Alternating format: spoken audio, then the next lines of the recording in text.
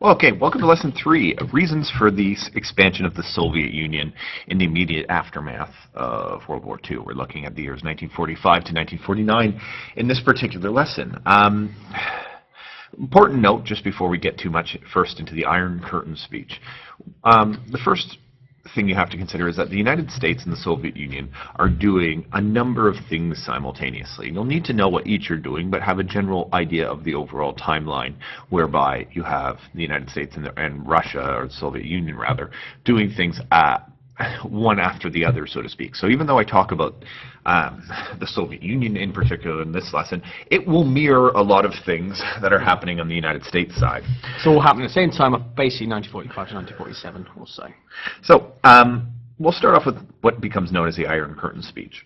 Really, the ideological idea of a Cold War, division between the two powers, gets solidified by Britain's great wartime leader, Sir Winston Churchill, who was unceremoniously kicked out of office via election in July of 1945 and replaced with Anthony Eden. Churchill then goes on a speaking tour. It's quite he's a famous individual for his role in the Second World War, and he goes over to America, where he makes a speech in 1946, which lays out a very helpful concept for understanding the Cold War. And he talks about the issue of an Iron Curtain. Now, this is purely metaphorical. There's no such Iron Curtain dividing the two countries. And it's certainly not a policy. No. Certainly not that. What it is sort of an idea that Europe is divided between the land captured from the Germans by the British and the Americans, and also on the other side of Europe by the Russians. And then, as such, it's divided in two. And these two sides are so opposed as to have no ability to sort of cross over and see each other eye to eye. In other words, there's an Iron Curtain that is dividing them. This is really the outline for this ideological conflict. And it also comes to symbolize a physical boundary dividing Europe into two separate areas. And this will broadly last from the end of World War II in 1945 until the Cold War actually ends in 1991, as does this course.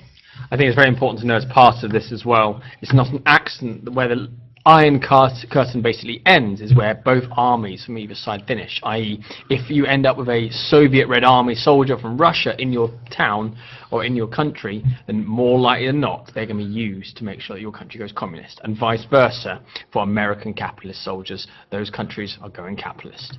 So there are 5 reasons we're going to look at today about why the Soviets expand. How they expand will be next lessons. This is likely to be a fairly short one.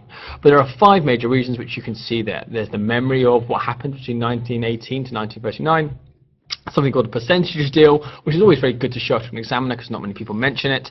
The strategic importance of Poland, the idea of security which was related to that, and just general expansionism. So, without further ado, the first one is the memory of what happened between 1918 and 1939. You guys are probably going, I have memories of this too because you've just studied Russia. And part of that course is knowing and understanding that many of the things that motivated Stalin were based on Germany's actions between 1918 and 1939. You talk about the 5-year plans, if you recall. In large part, they were due to the fact that Stalin knew in the back of his head that he had an enemy brewing in Nazi Germany, and he needed Russia to be an industrialized country in order to fight a modern war that he saw on the horizon, perhaps when no one else did. Most European countries, as you recall as well, are dramatically hostile to Soviet expansion. Many of them had supported in 1918, 1919, 1920 the whites and the greens against the Red Army in the Russian Civil War. And as a result, the Soviet Union was extremely hostile to the West. The capitalist countries of the West, the French, the British, the Americans, these people were working against the Soviet Union, and as such, he had a right to be fearful of them.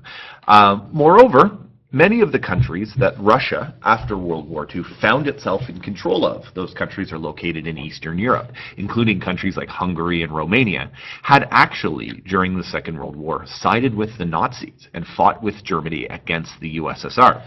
And what was known as the Eastern Front, some of the largest battles had Romanian and Hungarian soldiers fighting alongside the German SS against the Russians. And as such, the Russians needed to ensure that their countries that they now controlled were completely denazified and completely under their iron grip. So the second is a little bit more confusing when it comes to the percentages deal. Now, to understand this, you need to be thinking of what's happening from last lesson, the conferences. As we remember, particularly after the Tehran conferences, the relations between the parties declines. Churchill realizes is that Roosevelt is not going to listen to purely him and is going to try and compromise with Stalin. So Churchill instead, rather than let Roosevelt decide who wins, decides to make his own deal privately with Stalin. And this becomes known as a percentages deal. And essentially what this is an agreement that how much influence either side would have over a particular country. So if you look at in the bottom right hand corner the table, they agreed, for example, Bulgaria, the Soviet Union would have 75% of control compared to the UK, US and USA's 25%. Now that doesn't mean that Bulgaria is divided into quarters and America and Britain get 1/4. But the idea is that while the communists will have majority control over Bulgaria, the Americans and British will have some influence. Likewise, the Soviets are basically giving up Greece to the British and Americans, whereas they're getting Romania pretty much entirely themselves with very minimal influence. What this is essentially something we call realpolitik. Realpolitik, spelled real, no space, politic with a K at the end, is the belief that you should make political decisions and political agreements not based on what's ideal, but what's realistic. And Stalin basically thinks, if I can get a deal here, this is happy. And Churchill thinks it's better that we at least save Greece and some other places from Soviet advancement by giving them elsewhere. So basically, they divide up Europe using this percentages deal. Now, Stalin takes from this deal that essentially Churchill's happy to let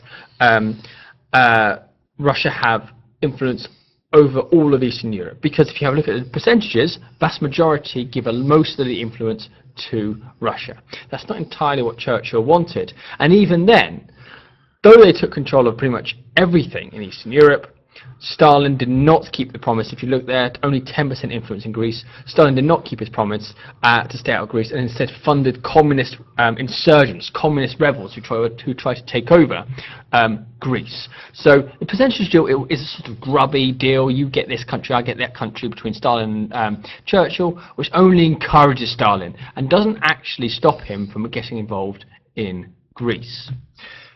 The third reason is Poland. You'll recall from last lesson a careful study of what the arguments over were over at the conferences, that the issue of Poland was a hot button topic. The idea the West and the capitalist countries, predominantly America and Britain, wanted Poland to have free and fair elections and to become a free country like it had been before the Nazis invaded in 1939. The Russians, on the other hand, wanted to keep a very tight control on Poland, to limit free elections and eventually take over. And in fact, that's something that Stalin refused to back down on. Why did he refuse to back down on, and why his preoccupation with Poland? What you really need to understand, one of the best ways to look at it, is you need to understand where Poland is situated on a map. Now, Poland is a relatively large country.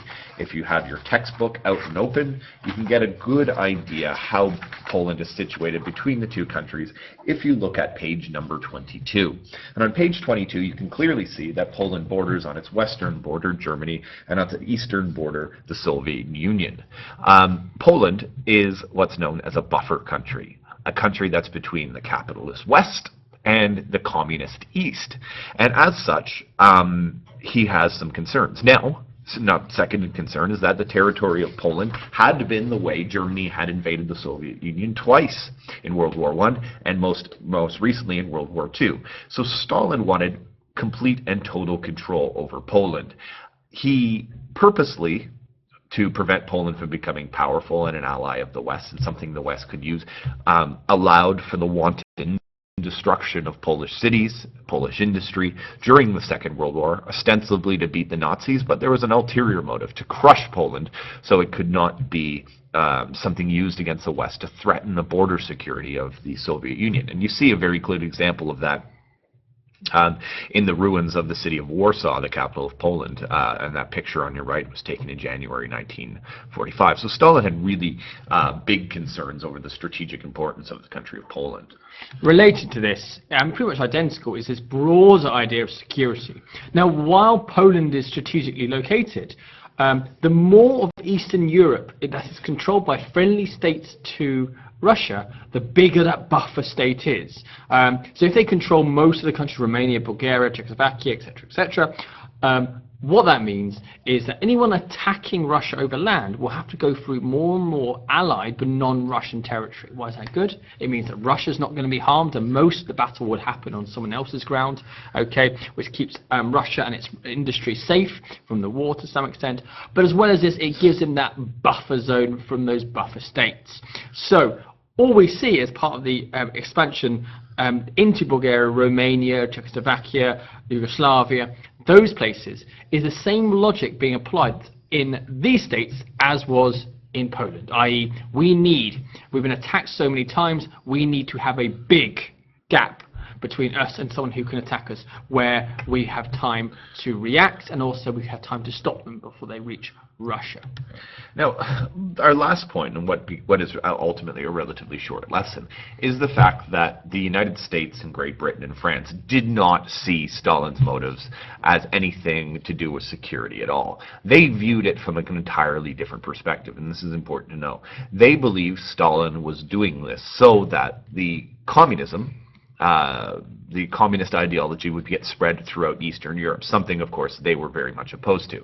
So they didn't see Stalin's motives as something to do with security, a natural extension of being attacked twice. They saw it as a land grab to expand communism and Soviet dominance over a huge tract of territory in Eastern Europe. And, of course, this was highly, highly, highly, highly controversial and something that caused a lot of tension between the two powers. And although there are certainly other reasons behind the fact that Stalin expands his territory for all the reasons mentioned, one has to recognize there is also just pure opportunism when it comes to Stalin. He feels like he fought most of the war, he deserves his prize, and communists since Lenin have been talking about expanding the revolution, so it's not just Lenin. So a brief lesson, obviously we're going to juxtapose this with what happened in the United States in the next years and what they did to increase the rivalry, if you will, between the Soviet Union and the United States and start the Cold War in 1945 and 1946. Excellent. Have a good one. All the best.